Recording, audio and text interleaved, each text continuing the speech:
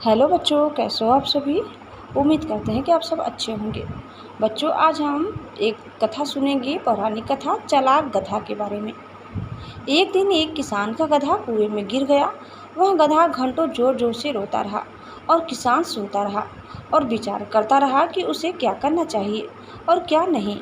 अंततः उसने निर्णय लिया कि चूंकि गधा काफ़ी बूढ़ा हो चुका था, अतः उसे बचाने से कोई लाभ होने वाला नहीं था और इसलिए उसे कुएं में ही दफना देना चाहिए। किसान ने अपने सभी पड़ोसियों को मदद के लिए बुलाया। सभी ने एक एक फावड़ा पकड़ा और कुएं में मिट्टी डालनी शुरू कर दी। जैसे ही गधे की समझ में आया कि यह क्या हो रहा है, वह और जोर जोर से चीख चीख कर रोने लगा और फिर अचानक वह आश्चर्यजनक रूप से शांत हो गया। सब लोग चुपचाप कुएं में मिट्टी डालते रहे। तभी किसान ने कुएं में झांका तो वह आश्चर्य से सन्न रह गया। अपने पीठ पर पड़ने वाले हर फावड़े की मिट्टी के साथ वह गधा एक आश्चर्यजनक हरकत कर रहा था। वह हिल हिल कर उस मिट्टी को नीचे गिरा देता था और फिर एक कदम बढ़ाकर उस पर चढ़ जाता था।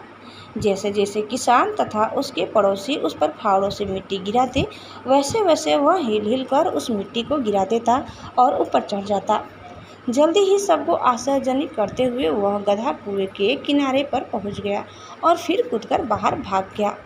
ध्यान रखो, तुम्हारे जीवन में भी तुम पर बहुत तरह की मिट्टी फेंकी जाएंगी, बहुत तरह की गंदगी तुम पर गिरेगी। जैसे कि तुम्हें आगे बढ़ने से रोकने के लिए कोई बेकार में ही तुम्हारी आलोचना करेगा, कोई तुम्हारी सफलता से ईर्ष्या के कारण तुम्हें बेकार में ही भला बुरा कहेगा, कोई तुमसे आगे निकलने के लिए ऐसे रास्ते अपनाता हुआ दिखेगा जो तुम्हारे आदर्शों के विरुद्ध होंगे।